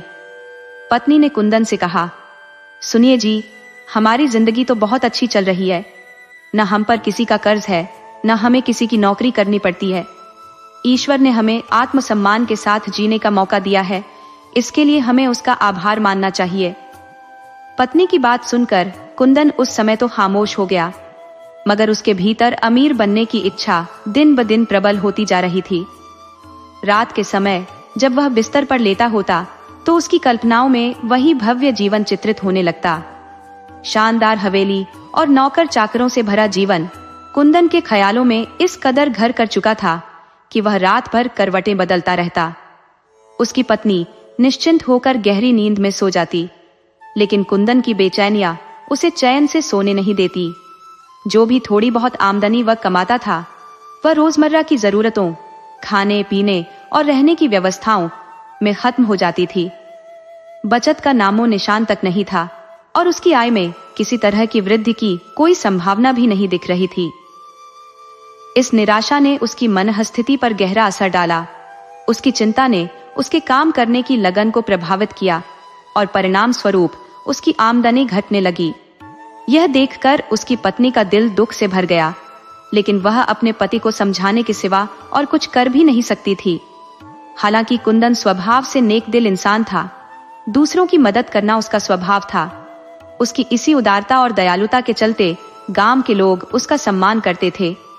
एक ठंडी सर्दियों की शाम जब कुंदन अपने घर लौट रहा था, आसमान में हल्की बारिश हो रही थी और तेज हवाएं भी चल रही थी। रास्ते के किनारे उसने एक बूढ़े आदमी को ठिठुरते हुए देखा। वह बुजुर्ग कांपते हुए जमीन पर बैठा था। उसकी दयनीय अवस्था देखकर कुंदन का दिल पसीज गया। उसने तुरंत उसकी मदद करने का फैसला किया। बूढ़े आदमी के पास जाकर उसने उससे बातचीत की। बातचीत से पता चला कि वह व्यक्ति बेहद निर्धन था और किसी दूसरे गांव का निवासी था। वह अपने गांव लौटने के सफर पर निकला था, लेकिन उसके पास न तो गर्म कपड़े थे और न ही भोजन। वह पिछले कई दिनों से भूखा था। कुंदन ने तुरंत निर्णय लिया कि वह उसकी सहायता करेगा। वह उसे अपने घर ले गया, गर्म खाना खिलाया और रात भर अपने घर में उसे शरण दी। सुबह जब वह बुजुर्ग जाने के लिए तैयार हुआ तो उसने कुंदन से कहा, ऐ नेक दिल इंसान, तूने मेरी जो मदद की है उसका कर्ज मैं आज तो नहीं चुका सकता, लेकिन अगली पूर्णमासी की रात मैं तुम्हारे घर आऊंगा और तुम्हें ऐसी वस्तु दूंगा जो तुम्हारी जिंदगी बदल देगी। ये कहकर वह बुजुर्ग वहां से चला गया। उसके जाने के बाद कुंदन के मन में एक अजीब सी उम्मीद और उत्सुकता घर कर गई। वह बेसब्री से अगली पूर्णमासी की रात का इंतजार करने लगा। कुछ दिन बीत गए। पूर्णमासी से एक दिन पहले कुंदन के दरवाजे पर किसी ने दस्तक दी। उसने दरवाजा खोला तो हैरान रह गया। उसके सामने वही बूढ़ा आदमी खड़ा था। उस बूढ़े व्यक्ति के हाथों में एक छोटा सा पिंजरा था जिसमें एक सुंदर कबूतर बंद था। उसने उस पिंजरे को कुंदन के सामने प्रस्तुत करते हुए कहा, ए उदार हृदय वाले इंसान, तुम्हारे द्वारा किए गए उपकार का ऋण चुकाने के लिए मैं यह कबूतर तुम्हारे पास लाया हूँ, इसे अपने पास रख लो। कुंदन ने मायूस होकर कहा, बाबा, मैं इस कबूतर का क्या करूंगा? मेरा तो खुद का गुजारा बड़ी मुश्किल से होता है। इस कबूतर को खिलाने पिलाने का इंतजाम कैसे करूंगा? उस वृद्ध ने मुस्कुराते हुए उत्तर दिया, तुम्हें नहीं पता कि यह साधारण कबूतर नहीं है। पूर्णमासी की हर रात इस कबूतर के पंख सोने में परिवर्तित हो जाते हैं। बस जब ऐसा हो तुम इसके कुछ पंख निकालकर इसे आजाद कर देना। फिर जब तुम इन सोने के पंखों को बाजार में बेचोगे तो तुम्हारी गरीबी दूर हो जाएगी। लेकिन याद रहे, इसके लिए तुम्हें पूर्णमासी की रात को जागते रहना होगा। यदि तुम सो गए तो इसका जादू निष्फल हो जाएगा और इसके पंख सोने में नहीं बदलेंगे। यह सुनकर कुंदन के मन में उम्मीद की नई किरण जाग उठी। उसने मन ही मन सोचा कि यह कबूतर उसके सपनों को साकार करने का माध्यम बन सकता है। उसने पिंजरा लेने के लिए हाथ बढ़ाया और बूढ़े बाबा को हृदय से धन्यवाद दिया। बूढ़ा व्यक्ति विदा होते समय एक चेतावनी देकर चला गया, खबरदार, इस बात का जिक्र किसी से मत करना। कुंदन ने उसकी बात गांठ बांध ली। वह बड़े उल्लास के साथ पिंजरा लेकर घर लौटा। हालांकि जब उसकी पत्नी ने बार बार जिज्ञासा जताई तो कुंदन ने उसे सारी घटना विस्तार से बता दी। साथ ही उसने पत्नी से यह वचन लिया कि वह इस रहस्य को किसी और के साथ साझा नहीं करेगी। उस रात दोनों पति पत्नी पिंजरे के पास बैठे रहे। वे आधी रात के इंतजार में थे, परंतु जब रात गहराने लगी और आधी रात होने में थोड़ा समय शेष था, उनकी आंख लग गई। जब नींद खुली तो सुबह हो चुकी थी। दोनों अपनी भूल पर पछताते रहे, लेकिन अब कुछ नहीं किया जा सकता था। उन्होंने कबूतर को दाना पानी दिया और अपने अपने कार्यों में लग गए। कुछ दिनों बाद एक बार फिर पूर्णमासी की रात आई। इस बार कुंदन की पत्नी ने मन ही मन ठान लिया था कि वह किसी भी हालत में सोने नहीं देगी। कुंदन और उसकी पत्नी ने ठान लिया था कि इस बार वे पूरी रात जागते रहेंगे, लेकिन दुर्भाग्यवश आधी रात से कुछ पहले ही उनकी आंखों में नींद का कब्जा हो गया। अगली पूर्णमासी की रात भी इसी तरह हाथ से निकल गई। कुंदन ने सांत्वना देते हुए अपनी पत्नी से कहा, चिंता मत करो, कबूतर तो हमारे पास ही है, ये कहीं भागने वाला नहीं। एक न एक दिन तो हम अवश्य जागते रहेंगे। हालांकि कुंदन की पत्नी समझदार और विवेकशील थी, लेकिन उसमें एक कमजोरी थी। वह राज ज्यादा दिन तक अपने दिल में दबाकर नहीं रख सकती थी। एक दिन उसने यह बात अपनी सहेली को बता दी। सहेली ने यह बात अपने पति से साझा की। सहेली का पति एक गांव के जमींदार के यहाँ नौकर था। जब यह बात जमींदार तक पहुंची तो उसकी लालच भरी आंखें चमक उठी। हालांकि जमींदार के पास पहले से ही अथाह संपत्ति थी, फिर भी वह असाधारण लोभी था। उसने सोचा, अगर यह कबूतर मेरे हाथ लग जाए तो मेरी संपदा और भी बढ़ जाएगी। उसने अपने नौकर से कहा, अगर तुम किसी भी तरह वह कबूतर वाला पिंजरा मेरे पास ले आओ तो मैं तुम्हें इनामों से मालामाल कर दूंगा। नौकर ने अपनी पत्नी की सहायता से कुंदन के घर से पिंजरा चुरा लिया और उसे जमींदार की हवेली में पहुंचा दिया। इतनी चालाकी से यह चोरी हुई कि किसी को इसकी भनक तक नहीं लगी। जब कुंदन खेतों से काम खत्म करके घर लौटा तो उसने पाया कि न तो कबूतर था और न ही उसका पिंजरा। वह सिर पकड़कर बैठ गया और अपनी पत्नी पर क्रोध करते हुए कहा, यह सब तुम्हारी ही गलती है। तुम्हारी लापरवाही के कारण किसी ने पिंजरा चुरा लिया। उसकी पत्नी ने आत्मग्लानि से भरे स्वर में कहा कि उसने यह बात केवल अपनी सहेली को बताई थी। कुंदन की पत्नी सहेली के पास पहुंची और उसे सच उगलने पर मजबूर कर दिया। सहेली ने पहले तो कस्में खाई कि उसने यह बात किसी और को नहीं बताई, लेकिन अंततः कुंदन की पत्नी के आंसुओं से पिघलकर उसने स्वीकार कर लिया कि पिंजरा जमींदार की हवेली में पहुंचा दिया गया है। उस समय के नियमों के अनुसार कोई भी समस्या होने पर लोग नगर के कोतवाल के पास फरियाद लेकर जाते थे। कुंदन की पत्नी ने अपने पति को यह जानकारी दी कि उनका कबूतर जमींदार की हवेली में है और गांव का कोई व्यक्ति वहां आसानी से प्रवेश नहीं कर सकता। कुंदन खुद भी जमींदार से भयभीत था। दरअसल पूरे गांव में जमींदार का डर व्याप्त था। उसके खिलाफ कोई शिकायत करने की हिम्मत नहीं जुटा पाता। कुंदन इस समस्या के समाधान के बारे में सोचने लगा, लेकिन उसने यह भी तय कर लिया कि अपनी योजना के बारे में वह अपनी पत्नी को अभी कुछ नहीं बताएगा। अगले दिन कुंदन ने बिना किसी को सूचित किए नगर के कोतवाल का रुख किया और अपनी व्यथा विस्तार से सुनाई। उसकी बातों को ध्यानपूर्वक सुनने के बाद कोतवाल ने कहा, अभी तो तुम लौट जाओ, कल मैं तुम्हारे गांव आकर इस मसले का हल करूंगा और तुम्हारा कबूतर तुम्हें वापस मिलेगा।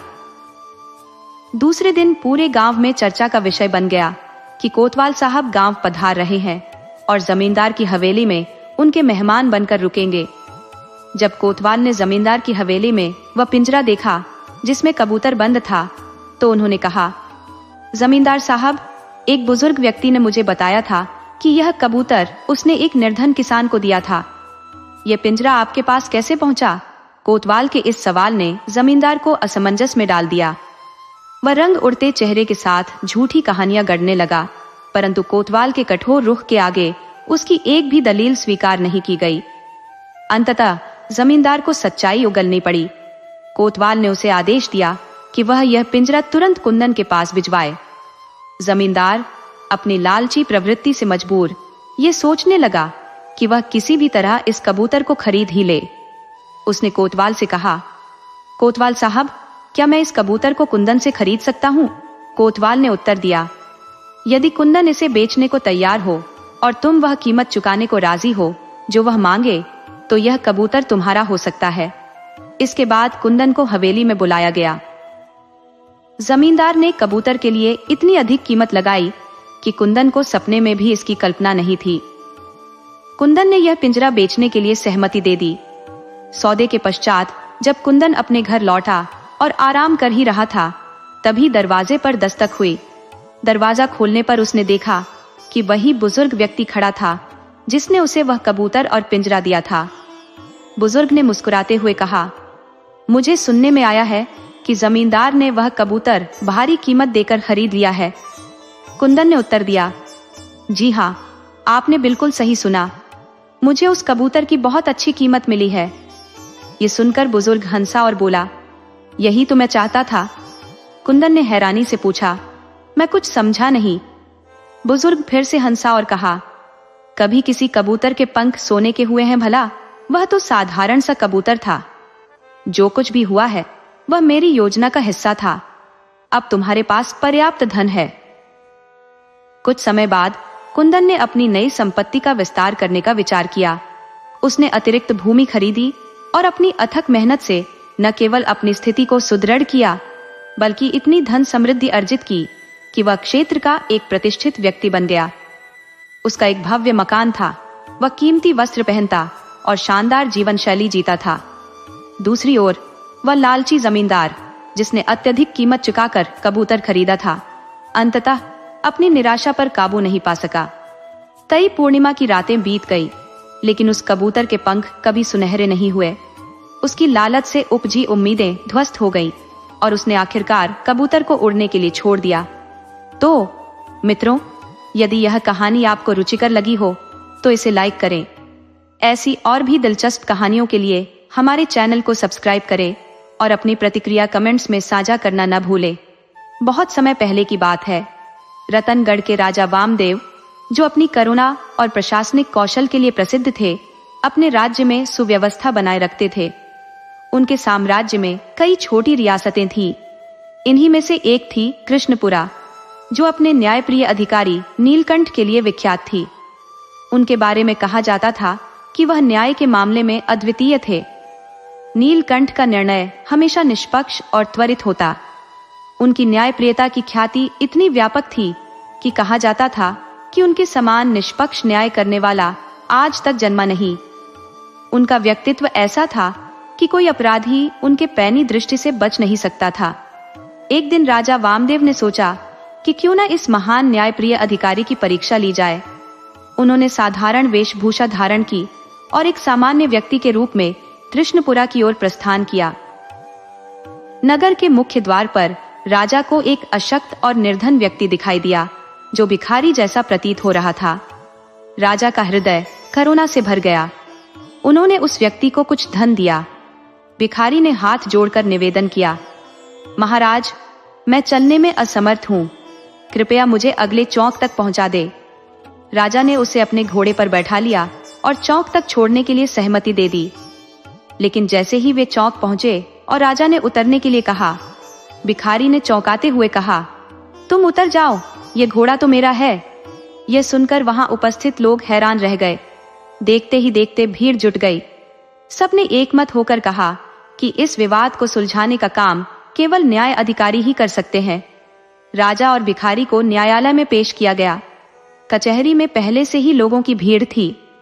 न्याय अधिकारी नीलकंठ अपनी कुर्सी पर बैठे एक एक कर मामलों का निपटारा कर रहे थे।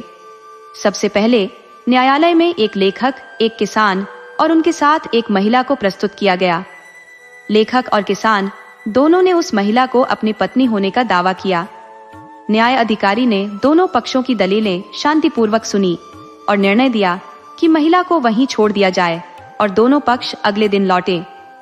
इसके पश्चात एक कसाई और तेल व्यापारी तेली की बारी आई। कसाई के वस्त्रों पर खून के धब्बे थे, जबकि तेली के हाथ तेल से लथपथ थे। विवादित वस्तु थी पैसों से भरी एक थैली, जिसे दोनों ही अपना बता रहे थे।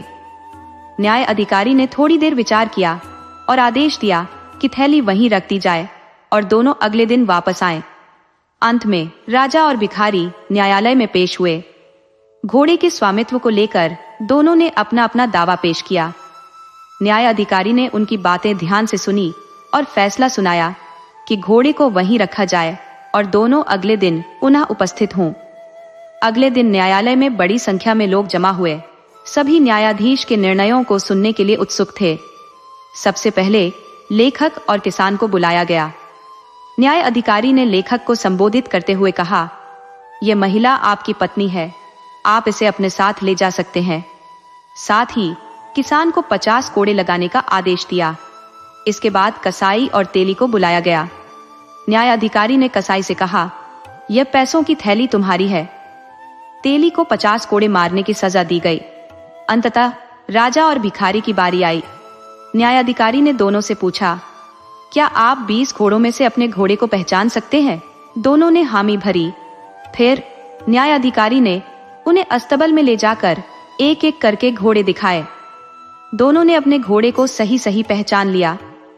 कुछ समय के गहन मंथन के बाद न्यायाधिकारी ने राजा को संबोधित करते हुए कहा, यह घोड़ा आपका है, आप इसे ले जा सकते हैं। भिखारी को 50 कोड़े मारने की सजा सुनाई गई।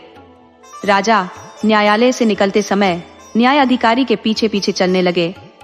न्याय अधिकारी ने मुड़कर पूछा, क्या आप मेरे निर्णय से असंतुष्ट हैं महाराज?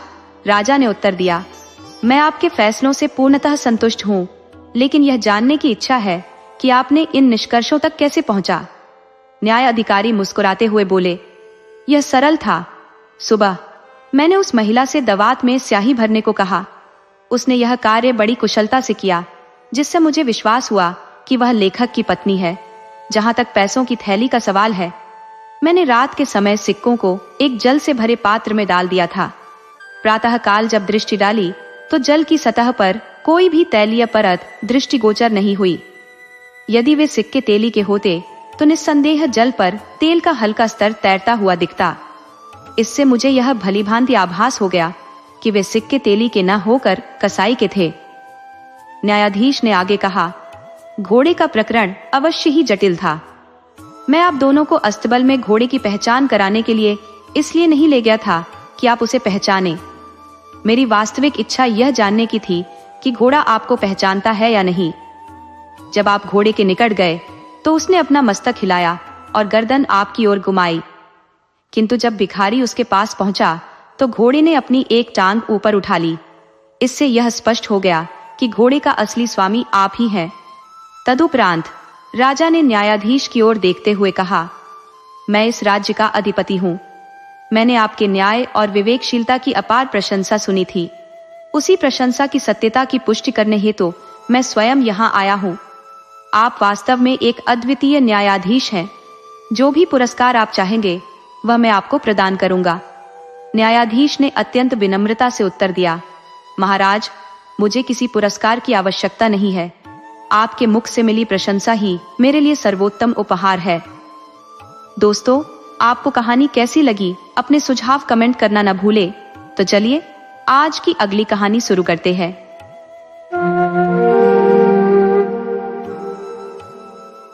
बहुत पुराने समय की बात है। एक प्रभावशाली जमींदार अपनी पत्नी और एक पुत्र के साथ सुखमय जीवन व्यतीत कर रहा था। उसके पास पर्याप्त हल, बैल, जमीन जायदाद सब कुछ था। गांव के अनेकों किसान उसके खेतों में काम किया करते थे, जबकि जमींदार आराम से अपने नौकरों और कारिंदों पर आदेश चलाता था। जमींदार का स्वभाव कठोर था। वह अपने मजदूरों और नौकरों से सख्ती से पेश आता था। पूरे गांव में उससे कोई भी सीधे विरोध करने का साहस नहीं करता था। हालांकि उसकी पत्नी एक दयालु और सहृदय महिला थी, जो खेतों में श्रम करने वाले गरीब मजदूरों और किसानों की दुर्दशा देखकर व्यथित हो जाती थी। वह जमींदार को समझाने का प्रयास करती कि कठोरता और अन्याय से किसी का भला नहीं होता, लेकिन जमींदार अपने स्वभाव में अडिग था। उसका मानना था कि मजदूर और किसान केवल कठोरता से काम करने के लिए प्रेरित हो सकते हैं। अगर इनके साथ जरा भी नरमी बरती गई, वह कहता, तो ये सिर चढ़ जाएंगे और काम चोरी करेंगे। जमींदार के इस रवैये से मजदूर परेशान थे, जबकि उसकी पत्नी का सभी सम्मान करते थे। जमींदार का एक नन्हा बेटा भी था, जो अभी बहुत छोटा था। एक बार की बात है, बारिश के मौसम में वर्षा बेहद कम हुई। खेतों को सिंचाई के लिए पर्याप्त पानी नहीं मिल पा रहा था। नहर काफी दूर थी और कुएं से जो पानी लाया जाता वह भी पर्याप्त नहीं था। इससे खेत सूखने लगे। जमींदार ने यह देख क्रोधित होकर अपने मजदूरों को फटकारा, तुम सब निकम्मे हो, खेतों को ठीक से पानी नहीं देते, सारे खेत सूख रहे हैं। अगर इस बार फसल खराब हुई तो तुम सबको इसका परिणाम भुगतना पड़ेगा। उसने हुक्म दिया कि चाहे जितनी मेहनत करनी पड़े, नहर से पानी लाकर खेतों को सींचो। मजदूरों ने सिर पर पानी ढोकर लाने की कठिन मेहनत की, पर फिर भी खेतों की आवश्यकता पूरी न हो सकी। गुस्से में जमींदार ने मजदूरों से दिन रात काम करवाना शुरू कर दिया। बेचारे मजदूरों को न आराम मिलता, न पर्याप्त भोजन। कहते हैं, ईश्वर अन्याय सहन नहीं करता। तमाम मेहनत और अत्याचार के बावजूद जमींदार के खेत हरे भरे नहीं हो सके। तमाम मेहनत और पानी देने के बावजूद जमींदार की फसल नष्ट हो गई। खेतों को भरपूर पानी मिलने के बावजूद भी पैदावार उम्मीद से काफी कम रही। जमींदार ने इस असफलता का दोष किसानों पर मढ़ दिया। उसने जो भी थोड़ा बहुत अनाज खेतों में पैदा हुआ था, वह सारा अपने गोदाम में जमा कर लिया। मेहनतकश किसानों को न तो मजदूरी दी गई और न ही उनके परिवार की भूख मिटाने के लिए एक दाना अनाज। बेचारे किसान अपने बच्चों की भूख और तड़प को देख व्याकुल हो उठे। उनके जीवन में निराशा और दुख की काली छाया छा गई। अंततः अपने स्वाभिमान और अस्तित्व की रक्षा के लिए वे अपना गांव छोड़ने को मजबूर हो गए। सभी किसान दूसरे गांवों में पलायन कर गए, जहां उन्हें किसी और जमींदार के खेतों में काम मिल सके। इस घटना के बाद जमींदार की पत्नी ने उसे समझाने का प्रयास किया, किसानों के साथ तुम्हारे क्रूर बर्ताव की वजह से हमारे खेतों में यह आपदा आई है। यह भगवान का न्याय है, जबकि अन्य खेतों में जहां कम वर्षा हुई वहां भी बेहतर फसल उगी। पत्नी की बात सुनकर जमींदार भड़क उठा और गुस्से में बोला, तुम मुझे दोषी ठहराती हो। यह नुकसान किसानों की कामचोरी और आलस्य के कारण हुआ है। वे सभी निकम्मे थे। अब जमींदार ने अन्य किसानों को अपने खेतों में काम करने के लिए बुलाने की कोशिश की, परंतु उसकी क्रूरता और कठोरता की कहानी दूर दूर तक फैल चुकी थी। कोई भी किसान उसके खेतों में काम करने के लिए तैयार नहीं हुआ। परिणाम स्वरूप उसके खेत खाली और अनुपयोगी पड़े रहे। अगले सीजन में हालात और खराब हो गए। उसके खेतों में एक भी अनाज का दाना पैदा नहीं हुआ। कुछ ही समय बाद उसके बैलों में एक अज्ञात बीमारी फैल गई, जिससे वे सभी मर गए। जमींदार के हल बेकार हो गए और उसके पास जीवनयापन के लिए कुछ भी शेष नहीं रहा। अंततः उसे अपने घरेलू सामान बेच बेच कर भोजन की व्यवस्था करनी पड़ी। इस विपदा को देखकर उसकी पत्नी ने उसे सलाह दी, तुम्हें किसानों और भगवान से क्षमा याचना करनी चाहिए, ये तुम्हारे अन्याय का प्रतिफल है। लेकिन जमींदार इस बात को मानने को तैयार नहीं था। वह अपने अहंकार में डूबा हुआ था और खुद मेहनत करने का आदी नहीं था। उसने सोचा कि अब अपने पुत्र को श्रम करवाकर घर का खर्चा चलाया जाए, परंतु सच्चाई यह थी कि उसका पुत्र अभी अत्यंत छोटा था और इस जिम्मेदारी के लिए अयोग्य था। वह केवल 14 वर्ष का बालक था। थोड़ी बहुत शिक्षा ग्रहण की थी, किंतु हल चलाने या कृषि कार्य करने की शारीरिक क्षमता उसमें नहीं थी। जमींदार की पत्नी ने अपने पति से कहा, मेरे पास जो थोड़े बहुत गहने शेष हैं, उन्हें बेचकर किसी अन्य शहर में जाकर व्यापार शुरू करते हैं। इससे गुजारे लायक आमदनी हो जाएगी। लेकिन जमींदार को कोई भी श्रम करने में रुचि नहीं थी। उसने कहा, हमारा बेटा अब बड़ा हो गया है, उसे किसी के यहाँ नौकर रखवा देना चाहिए। उसकी पत्नी इस विचार से सहमत नहीं थी। कुछ समय बीतने पर जमींदार की सेहत गिरने लगी। अब इलाज के लिए धन की आवश्यकता पड़ने लगी। अंततः मजबूरी में जमींदार की पत्नी ने पति की औषधियों के लिए अपने गहनों को एक एक कर बेच दिया। इसके बावजूद जमींदार की सेहत में कोई सुधार नहीं हुआ। वह मंदिर जाकर भगवान से प्रार्थना करती, हे ईश्वर, मेरे पति के पापों को क्षमा करें और उन्हें स्वास्थ्य प्रदान करें। गरीबी के इस कठिन दौर में भी वह घर का खर्च चलाने के लिए लोगों के यहाँ काम करने को तैयार थी। लेकिन बीमार पति को अकेला छोड़कर घर से बाहर जाना संभव नहीं था। किसी ने उसे उधार भी नहीं दिया, क्योंकि उसके पास लौटाने की कोई संभावना नहीं थी। तब उसने गहन विचार किया कि घर चलाने का कोई उपाय खोजना ही होगा। एक दिन उसे अपने बीते समय का स्मरण हुआ। वह लड्डू बनाया करती थी, जो गांव में काफी सराहे जाते थे। उसने निश्चय किया कि लड्डू बनाकर बेचे जाएं। घर में जो थोड़ा बहुत बेसन, गुड़ और घी बचा था, उसने उनसे लड्डू तैयार किए। फिर अपने पुत्र से कहा, बेटा, ये लड्डू गांव में जाकर बेचो। मुझे पूरा यकीन है कि लोग इन्हें पसंद करेंगे, इससे कुछ आय हो सकेगी। क्या तुम यह करोगे? पुत्र अपनी माँ की तकलीफ और पिता की बीमारी देखकर स्वयं भी अत्यंत व्यथित था। उसने इस काम को करने के लिए तुरंत सहमति जताई। जमींदार की पत्नी ने लड्डू एक कपड़े की थैली में बांधकर उसे थमा दिए और वह बच्चे की मेहनत से एक नई आशा का दीपक जलने की प्रतीक्षा करने लगी। जमींदार का पुत्र उन लड्डुओं को गांव की हर गली में घूम घूम कर बेचने लगा। लोग उन लड्डुओं के स्वाद और खुशबू के दीवाने हो गए। ऐसा प्रतीत हुआ मानो भगवान ने उनकी कठिनाइयों पर कृपा बरसाई हो। बेसन और घी से बने लड्डुओं की मांग इतनी बढ़ गई कि उन्हें भरपूर आमदनी होने लगी। इस आय से उनका जीवन यापन और जमींदार का इलाज सहज हो गया। धीरे धीरे उन्होंने थोड़ा थोड़ा धन बचाना भी शुरू कर दिया, ताकि पुराने कर्ज को चुकता कर सके। इस बीच जमींदार की तबीयत भी सुधार के संकेत देने लगी। जमींदार को अब एहसास हुआ कि उसने जो अत्याचार अपने मजदूरों और किसानों पर किए थे, उन्हीं पापों का फल उसे भुगतना पड़ा। उसने ईश्वर से अपने कर्मों की क्षमा याचना की और भविष्य में किसी गरीब या मजबूर पर जुल्म न करने का संकल्प लिया। एक दिन जमींदार अपनी पत्नी से बोला, यदि मेरी सेहत थोड़ी और सुधर जाए तो मैं स्वयं मेहनत करके कोई काम करूंगा। साथ ही हर किसान के घर जाकर उनसे अपने कृत्यों के लिए क्षमा मांगूंगा। मैंने सचमुच उन्हें बहुत सताया है। उसकी पत्नी यह सुनकर अत्यंत प्रसन्न हुई। दूसरी ओर उनका पुत्र मनसुख अब अपने कार्य में निपुण हो चुका था।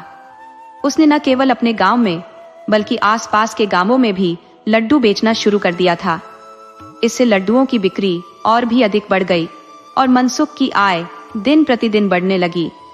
एक दिन की बात है, जब मनसुख एक गांव से लड्डू बेचकर लौट रहा था तो चलते चलते उसे प्यास लग गई। उसने लड्डू बेचकर जो धन कमाया था वह उसी थैली में रखा था जिसमें लड्डू ले जाया करता था। उसने वह थैली एक बड़े पत्थर पर रखी और पास के कुएं से पानी पीने चला गया। पानी पीकर जब वह वापस लौटा तो उसने देखा कि सिक्कों से भरी थैली गायब थी। मनसुख हताश और चिंतित हो गया। उसने सोचा, अब मैं अपनी माँ को क्या कहूंगा?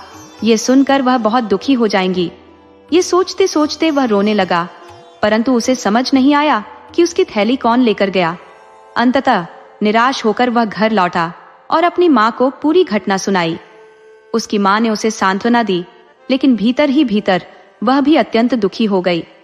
मनसुख ने बताया कि आज उसने लड्डू बेचकर अच्छी खासी कमाई की थी। ये सुनकर उसकी माँ का दुख और बढ़ गया। जमींदार की पत्नी ने यह पूरा मामला गांव के मुखिया को बताया। मुखिया, जो एक ईमानदार और दयालु व्यक्ति थे, माँ बेटे की कठिनाई सुनकर सहानुभूति से भर गए। गांव में राजा की ओर से एक न्यायाधीश नियुक्त किया गया था, जिससे मुखिया ने इस घटना की शिकायत करने का निश्चय किया। वह न्याय अधिकारी पूरे गांव के झगड़ों को सुलझाने में प्रवीण था। जमींदार जो भी लगान संग्रह करते थे, उसे इस अधिकारी के पास जमा करना पड़ता था। मुखिया ने जमींदार की पत्नी को न्यायालय में जाने की सलाह दी। चूंकि जमींदार अभी पूर्णतः स्वस्थ नहीं हो पाया था, इसलिए उनकी पत्नी अपने पुत्र मनसुख को साथ लेकर न्याय अधिकारी के समक्ष उपस्थित हुई। न्याय अधिकारी ने मनसुख की पूरी कहानी तन्मयता से सुनी और फिर जमींदार की पत्नी से पूछा, तुम लड्डू बनाने में किन किन सामग्रियों का उपयोग करती हो? जमींदार की पत्नी ने उत्तर दिया, मैं बेसन, गुड़ और घी का उपयोग करती हूँ। इसके बाद इन लड्डुओं को कपड़े की थैली में लपेटकर मनसुख को देती हूँ। शाम को जब लड्डू बिक जाते हैं तो वह उसी थैली में अर्जित धन रखकर मुझे लौटा देता है। न्याय अधिकारी ने इन सभी बातों को गहनता से सुना। तत्पश्चात उसने पूरे गांव में एक विचित्र घोषणा करवाई। आज न्यायालय में एक ऐसा मामला सुना जाएगा जिसमें एक पत्थर को चोरी के आरोप में गिरफ्तार किया गया है और उससे पूछताछ की जाएगी। उसने यह भी कहा कि इस न्यायालय की कार्यवाही देखने के लिए प्रत्येक व्यक्ति को 4 आने शुल्क चुकाना होगा। ये सुनते ही गांव वालों में कौतूहल का संचार हो गया। सभी सोचने लगे कि आखिर एक पत्थर से पूछताछ कैसे की जा सकती है। जमींदार और उसकी पत्नी ने अनुमान लगाया कि शायद इस शुल्क से जमा धन उनकी चोरी हुई रकम के बदले उन्हें दिया जाएगा। परंतु गांव वालों को न्याय अधिकारी की ईमानदारी और न्यायप्रियता पर पूरा भरोसा था। घोषणा के बाद न्याय अधिकारी ने मनसुख और एक सिपाही को उस स्थान पर भेजा जहां थैली रखी गई थी और पत्थर को न्यायालय में पेश करने का आदेश दिया। जब यह बात गांव में फैली तो लोग आश्चर्यचकित हो उठे। वे सोचने लगे, क्या सचमुच पत्थर से पूछताछ होगी? समयानुसार सभी गांव वाले कचहरी के बाहर जमा हो गए। कुछ देर बाद न्याय अधिकारी बाहर आया और एकत्रित भीड़ को संबोधित करते हुए बोला, हमने पत्थर से पूछताछ कर ली है और उसने अपनी निर्दोषता का प्रमाण प्रस्तुत कर दिया है। न्याय अधिकारी ने सभा में घोषणा की, मैं उस व्यक्ति को पहचानता हूँ जिसने यह धनराशि चुराई है। इसीलिए आप सभी एक एक करके भीतर आएंगे। यहाँ एक पानी से भरा बर्तन रखा गया है जिसमें हर व्यक्ति अपने 4 आने डालकर यह कहेगा कि उसने चोरी नहीं की। यदि पत्थर ने किसी के खिलाफ गवाही नहीं दी तो इस पत्थर को कठोर सजा दी जाएगी। इस विचित्र आदेश को सुनकर लोगों के मन में कौतूहल जागा। सभी सोचने लगे, भला पत्थर कैसे बोल सकता है? परंतु न्याय अधिकारी की न्यायप्रियता पर भरोसा रखते हुए सभी इस अनोखे मामले का नतीजा देखने के लिए उत्सुक थे। न्याय अधिकारी ने कचहरी के एक कोने में खड़े होकर लोगों को बारी बारी अंदर बुलाना शुरू किया। हर व्यक्ति अपने 4 आने उस बर्तन में डालता और अपने निर्दोष होने का दावा करता। न्याय अधिकारी हर बार पत्थर की ओर देखकर पूछता, क्या यह व्यक्ति सत्य कहता है? पत्थर मौन रहता और अधिकारी उस व्यक्ति को निर्दोष घोषित कर अलग खड़ा कर देता। पत्थर केवल तब बोलेगा जब असली चोर सामने आएगा, अधिकारी बार बार कहता। ये सुनते ही लोगों में बेचैनी और बढ़ जाती। सभी सोच रहे थे कि आखिर कब पत्थर अपनी गवाही देगा। अंततः एक व्यक्ति ने जैसे ही अपने 4 आने बर्तन में डाले, न्याय अधिकारी ने उसे गंभीरता से देखा और प्रश्न किया, क्या तुमने इस लड़के की धनराशि चुराई? उस व्यक्ति ने तुरंत इनकार किया। इसके बाद अधिकारी ने बर्तन में झांका और सिपाही को आदेश दिया, इसे गिरफ्तार करो, पत्थर ने इसकी गवाही दी है। यह सुनकर भीड़ में खलबली मच गई। अधिकारी ने उस व्यक्ति को सभी के सामने लाकर कहा, पत्थर ने इसे चोर ठहराया है, इसीलिए इसे मनसुख के सभी पैसे लौटाने का आदेश दिया जाता है। यदि ऐसा नहीं हुआ तो इसे कारागार में डाला जाएगा और इसकी संपत्ति नीलाम कर रकम वसूल की जाएगी। ये सुनकर हर कोई स्तब्ध रह गया। वह व्यक्ति कभी न्याय अधिकारी को घूरता, कभी अपराधी को और कभी उस निर्जीव पत्थर को। अपने बचाव में बार बार चिल्लाते हुए वह अपनी बेगुनाही का दावा करता रहा। इस पर न्याय अधिकारी ने गंभीरता से कहा, तुम अपने अपराध को इतनी आसानी से नहीं स्वीकारोगे। अब हम पत्थर के द्वारा प्रस्तुत सबूत सभी के समक्ष रखेंगे ताकि यह सिद्ध हो सके कि तुम ही असली दोषी हो, लेकिन तब तुम्हें वही दंड भुगतना होगा जो पहले बताया गया है। इसलिए बेहतर यही होगा कि तुम अपना अपराध अभी स्वीकार कर लो, अन्यथा जेल की सलाखों के पीछे भेज दिए जाओगे और अपने हल बैल से भी वंचित हो जाओगे। यह सुनकर अंततः उस व्यक्ति ने स्वीकार किया कि उसने ही मनसुख की रुपयों वाली थैली चुराई थी। मुखिया ने तुरंत न्याय अधिकारी से आग्रह किया, अब कृपया वह सबूत दिखाएं जो पत्थर की कथित गवाही से प्राप्त हुआ है। न्याय अधिकारी मुस्कुराते हुए बोले, सच तो यह है कि पत्थर तो एक निर्जीव वस्तु है। आप सभी भलीभांति जानते हैं कि इस बेजान चीज की न तो आंखें हैं और न ही यह बोलने में सक्षम है। यह किसी को पहचानने या गवाही देने का तो प्रश्न ही नहीं उठता, लेकिन न्याय की दृष्टि निर्दोष और दोषी में भेद करना जानती है। मैंने पत्थर की गवाही का प्रचार केवल एक चाल के रूप में किया था। उन्होंने आगे कहा, मनसुख जो लड्डू बेचता है कि लड्डू बेसन और घी से बने होते हैं, उसकी धनराशि उन्हीं लड्डुओं की थैली में रखी गई थी जो घी के कारण चिकनी हो चुकी थी। मैंने सोचा था कि जिसने भी वह धन चुराया होगा वह इस बात को लेकर निश्चिंत होगा कि पत्थर न तो उसे पहचान सकता है और न ही उसके विरुद्ध गवाही दे सकता है, लेकिन मुझे भरोसा था कि जब वह चुराए गए सिक्के इस बर्तन में डालेगा तो उनकी चिकनाई गर्म पानी की सतह पर तैरने लगेगी। उन्होंने भीड़ की ओर देखते हुए कहा, जैसा मैंने सोचा था वैसा ही हुआ। इस व्यक्ति द्वारा डाले गए सिक्कों की चिकनाई पानी की सतह पर स्पष्ट रूप से दिखने लगी। किसी अन्य के सिक्कों ने ऐसा नहीं किया। इससे यह प्रमाणित हो गया कि यही व्यक्ति असली चोर है। मुखिया और शेष लोग न्याय अधिकारी की तीक्ष्ण बुद्धिमत्ता और सूझबूझ को देखकर स्तब्ध रह गए। हर व्यक्ति ने उनकी न्यायप्रियता की प्रशंसा की। इसके पश्चात न्याय अधिकारी ने अपने सैनिकों को उस अपराधी के घर भेजा जहां से मनसुख की धनराशि वाली थैली बरामद करवाई गई। वह थैली मनसुख को लौटा दी गई, जबकि गांव वासियों से एकत्रित किए गए 4 आने उन्हें वापस कर दिए गए। मनसुख की प्रसन्नता अब उसके चेहरे पर स्पष्ट झलक रही थी। न्याय के इस अनूठे निर्णय के बाद सभी लोग अपने अपने घर लौट गए। न्याय अधिकारी ने तब जमींदार की पत्नी से प्रश्न किया, तुम यह लड्डू स्वयं बनाकर इस बालक के माध्यम से क्यों बेचती हो? तुम्हारा पति कहाँ है और वह क्या करता है? जमींदार की पत्नी पहले तो मौन रही, लेकिन फिर उसकी आंखों से अश्रुधार बहने लगी। उसने अपनी दारुण कथा न्याय अधिकारी को विस्तार पूर्वक सुनाई। न्याय अधिकारी ने उसकी धैर्य और मनसुख की परिश्रमशीलता की सराहना की। उन्होंने दोनों की सहायता का निश्चय किया और जमींदार की पत्नी को सरकारी खजाने से 100 अशर्फियां प्रदान की ताकि वह अपने पति का उपचार करवा सके। साथ ही उन्होंने कहा, जब तुम्हारा पति पूर्णतः स्वस्थ हो जाए तो उसे हमारे पास भेजना। हम उसे ऋण दिलवाकर हल, बैल और खेती का आवश्यक सामान उपलब्ध करवाएंगे। न्याय अधिकारी ने मनसुख से कहा, अब तुम्हें लड्डू बेचने की आवश्यकता नहीं है। तुम्हारा स्थान पाठशाला में है। अब तुम्हें पढ़ाई पर ध्यान केंद्रित करना होगा। इस प्रकार जमींदार की पत्नी और उसका परिवार एक नए जीवन की ओर अग्रसर हुआ। मनसुख अब नियमित रूप से पाठशाला जाने लगा। सरकारी खजाने से प्राप्त धन से जमींदार की पत्नी ने अपने पति का समुचित इलाज करवाया। कुछ ही समय में वह पूरी तरह से स्वस्थ हो गया। स्वस्थ होने के उपरांत जमींदार ने प्रत्येक किसान के घर जाकर क्षमा याचना की और वादा किया कि भविष्य में वह उनके साथ सद्व्यवहार करेगा। जमींदार और उसके परिवार के दिन पुनः सुख, शांति और समृद्धि में बीतने लगे। जमींदार का स्वभाव अब पूर्णतः परिवर्तित हो चुका था। वह अब दयालु और सत्यनिष्ठ हो गया था। उसके नौकर चाकर और मजदूर भी उसकी इस सकारात्मक बदलाव से अत्यंत प्रसन्न थे। दोस्तों, यदि यह कहानी आपके दिल को छू गई हो तो इसे लाइक करना ना भूलें और अपनी प्रतिक्रिया अवश्य दें।